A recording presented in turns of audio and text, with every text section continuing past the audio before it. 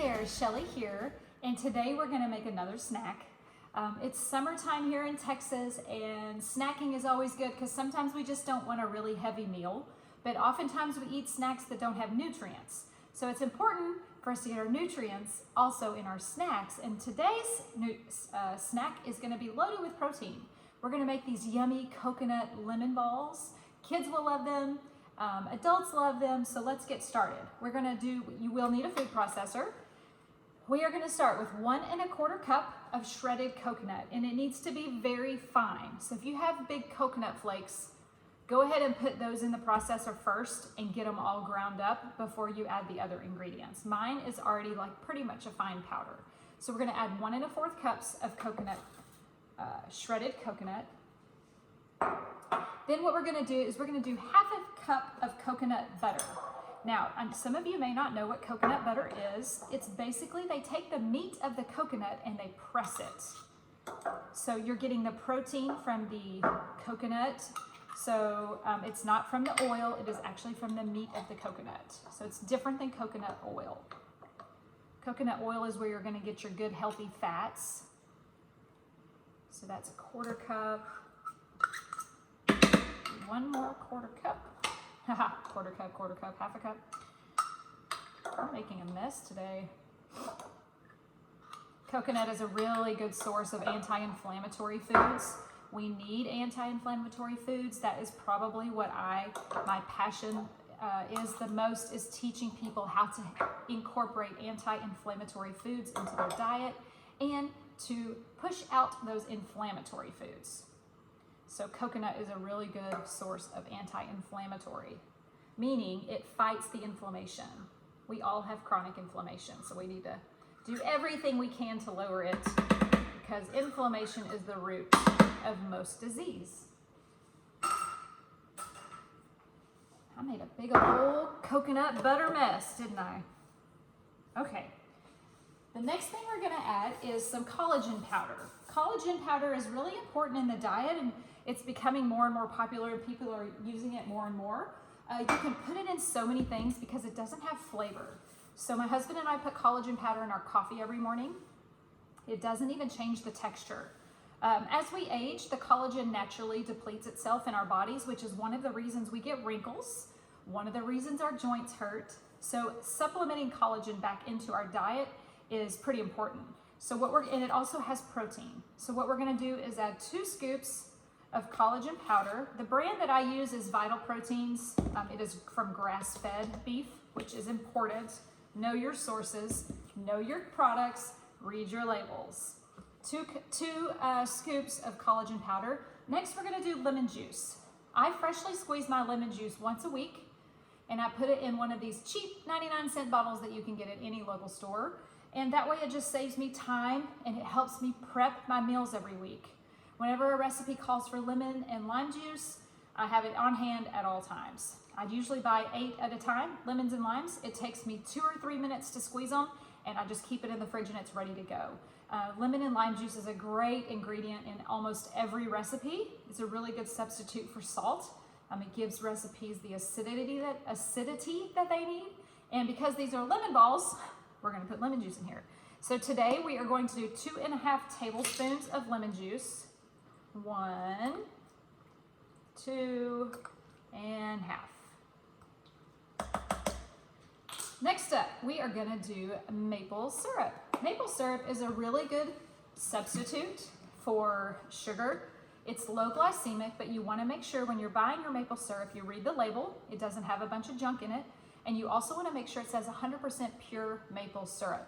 It is low glycemic. Of course, you don't want to drink the whole bottle, but if you are battling diabetes or high blood sugar, maple syrup is a really good alternative when you do want something sweet in small doses. And maple syrup, we are going to use 2 tablespoons in this whole recipe. And this is going to do about 12 balls or so. So 2 tablespoons out of 12 is really not that much. It is still way better than white refined sugar. Next, we're going to do lemon zest. So just take you a zester and get to zesting. Whenever you see a recipe and it calls for zest, don't leave that out because there's a lot of nutrients in the skin of fruits and vegetables. That's one of the reasons whenever I am cooking vegetables and I have stems left over, I save them and I freeze them and I make vegetable stock because so many nutrients are in the outside of those beautiful fruits and vegetables. It calls for about 1.5 teaspoons. I really don't think I did enough. Let's do a little bit more. These balls are great in between meals. When your kids are like, Mom, I want a snack. You just put them on that shelf where they can reach them. And you say, go get you a coconut lemon ball. They're citrusy, they're sweet, and they're loaded with protein. Just get all the bits off that zester I can. There we go. All right, next up, we have vanilla. Of course, all recipes are better with vanilla. And I think it's 1 teaspoon. Yes, 1 teaspoon of vanilla. And last but not least, this is optional, but you can add a little bit of salt. I always like to add just a little bit of salt to my sweet things, especially with chocolate, but make sure you get good salt. So I use pink Himalayan sea salt. Okay, now what we're gonna do is blend this bad boy up. Get it into a dough. I will be right back.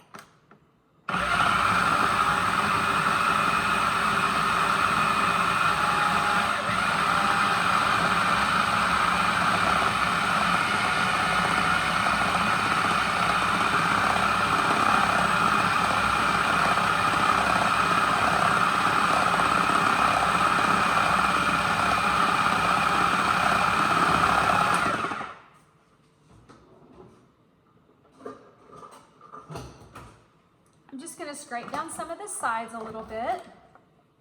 Get all of that coconut down.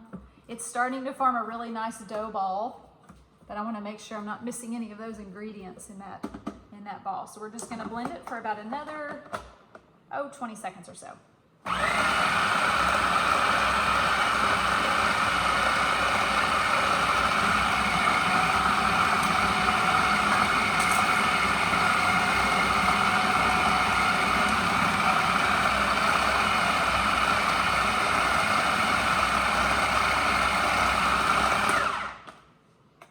Our dough is ready. We are now going to make them into little balls. If you have a melon scoop, that's my favorite and fastest way to do it. If not, you can just use a big tablespoon. And we're just going to fill these up and place them on a parchment lined. You can do a plate. It doesn't have to be a cookie sheet. You can easily just put them on anything. And wax paper works too. I always have parchment paper on hand. It's just better to cook with. Aluminum's not the best thing to be putting our food on. And it saves me from having to clean a bunch of pans. This is supposed to make 12, but I'm making these pretty large, depending on the scoop size that you have. This may only make about 8 or so. Don't forget, these are loaded with protein. There's no artificial ingredients in these, all real whole foods that you can find easily at your grocery store. The only one that you may have to look for, and it's usually at Whole Foods or Amazon, is coconut butter.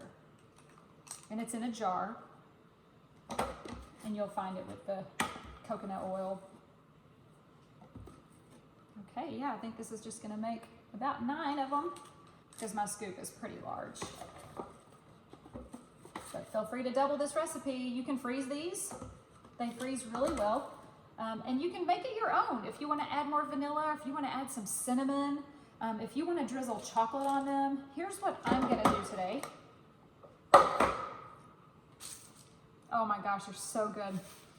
What I like to do to add a little bit more protein, if you have growing kids at home that really need more protein, my husband requires a lot of protein because he works out 5 days a week.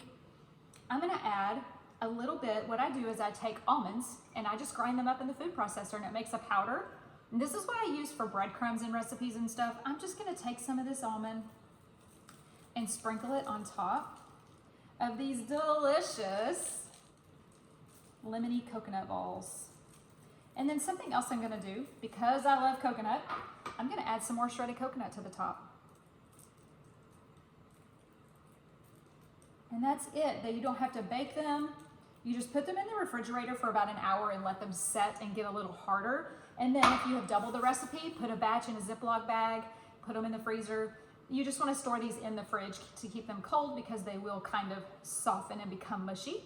And they're great snacks for the whole family. Thanks for watching. If you have any other questions or if you want to learn more about me, head to my website, shellycanhelp.com. You can also follow me on social media. I post these recipes all the time. I'm always helping offer free, helpful, healthy food tips that are simple and doable. I believe our health starts in the kitchen. It doesn't start in the doctor's office, so let me put health back in your life. Have an awesome day, and we'll talk soon, okay? Bye-bye.